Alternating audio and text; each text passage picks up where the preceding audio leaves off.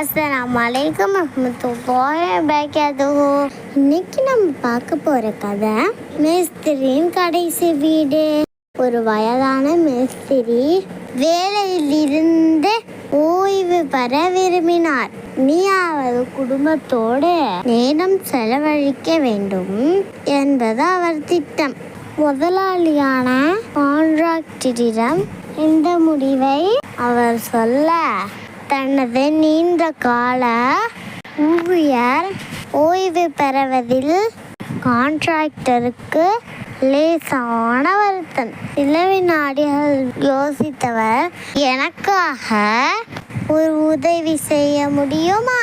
இன்னும் ஒரே ஒரு வீடு மட்டும் கட்டி முடித்து கொடுப்பீர்களா என்று பணிவோடு கேட்டார்.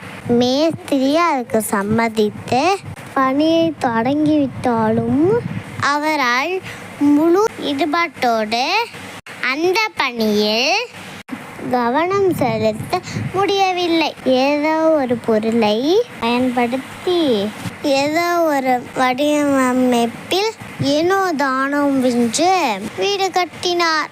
வேலையிலிருந்தே ஓய்வு பெற போகிறோம். இனி இந்த வீட்டை ஒழுங்காக கட்டினால் மட்டும் என்ன கிடைத்திட போகிறது என்கிற அலட்சிய மனப்பாங்கு. வேலையெல்லாம் முழுமையாக முடிந்த பிறகு அந்த வீட்டை பார்வையிட வந்தார் முதலாளி. வாசல்லையே வரவேற்க மேஸ்திரியிடம் சந்தோஷமாக அந்த வீட்டு சாவியை எடுத்து நீட்டினார். இந்தாருங்கள், இந்த வீடே உங்களுக்கான என் அன்பு பரிசு.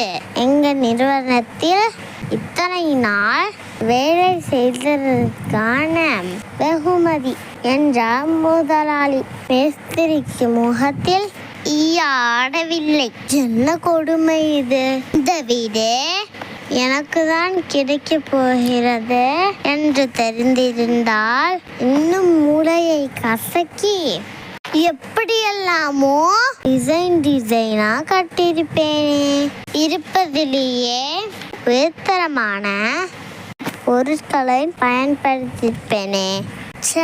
இப்படி அநியாயமாக ஏமாந்து போய்விட்டேனே என்று மனதுக்குள் ஏகமான புழங்கினார்.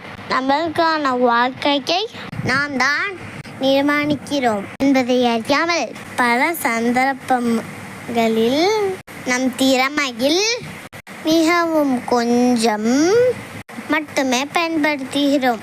ஓகே ஃப்ரெண்ட்ஸ், இந்த கதை உங்களுக்கு பிடிச்சிருக்கா? இன்னும் நல்ல கதையை விட பாய். அஸ்ஸலாமு அலைக்கும் வரஹ்மத்துல்லாஹி வபரகாத்துஹு.